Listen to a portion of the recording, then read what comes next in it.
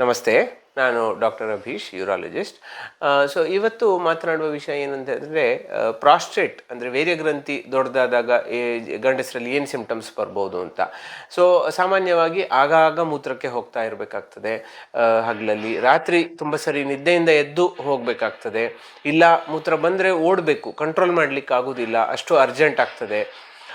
ಇನ್ನೊಂದು ಮೂತ್ರ ಮಾಡುವಾಗ ಸ್ವಲ್ಪ ಕಟ್ಟಿ ಕಟ್ಟಿ ಹೋಗೋದು, ನಿಂತು ಹೋಗ್ತದೆ, ಇಲ್ಲ ಹೋಗಿ ಬಂದ ಅರ್ಧ ಗಂಟೆಯಲ್ಲಿ ವಾಪಸ್ ಹೋಗಬೇಕು ಅಂತ ಅನ್ಸೋದು, ಹೋಗುವಾಗ ಭಾರಿ ಸ್ಪೀಡ್ ಕಮ್ಮಿ ಆಗಿದೆ, ದೂರ ಹೋಗುವುದಿಲ್ಲ, ಮಾಡಲಿಕ್ಕಾಗೋದಿಲ್ಲ ಅಂತ, ಇಲ್ಲ ಒತ್ತಿ ಮೂತ್ರ ಮಾಡಬೇಕು. ಇದೆಲ್ಲ ಸಾಮಾನ್ಯವಾಗಿ ಈ ಮಳೆಗಾಲದಲ್ಲಿ ಮತ್ತು ಈಗ ಚಳಿ ವಾತಾವರಣದಲ್ಲಿ ಸ್ವಲ್ಪ ಜಾಸ್ತಿ ಕಾಣ್ಬರ್ತದೆ, ಬಿಕಾಸ್ ಬೆವರುವುದಿಲ್ಲ. ಸೊ ಇಂಥದ್ದು ಸಿಂಪ್ಟಮ್ಸ್ ಏನಾದರೂ ನಿಮಗೆ ಲಕ್ಷಣ ಕಂಡು ಬಂದರೆ ಯೂರಾಲಜಿಸ್ಟ್ ಹತ್ರ ಹೋಗಿ ಸಲಹೆ ಪಡೆದು ಪ್ರಾಸ್ಟೇಟ್ ಎನ್ಲಾರ್ಜ್ಮೆಂಟ್ ಇದೆಯಾ ಅಂತ ಒಂದು ಸ್ವಲ್ಪ ಟೆಸ್ಟ್ ಮಾಡಿ, ಪರೀಕ್ಷೆ ಮಾಡಿ ನೋಡಿ ಹೇಳ್ತೇವೆ, ಆ್ಯಂಡ್ ಅದಕ್ಕೆ ಟ್ರೀಟ್ಮೆಂಟ್ ತೊಗೊಳ್ಬೋದು. ಧನ್ಯವಾದ.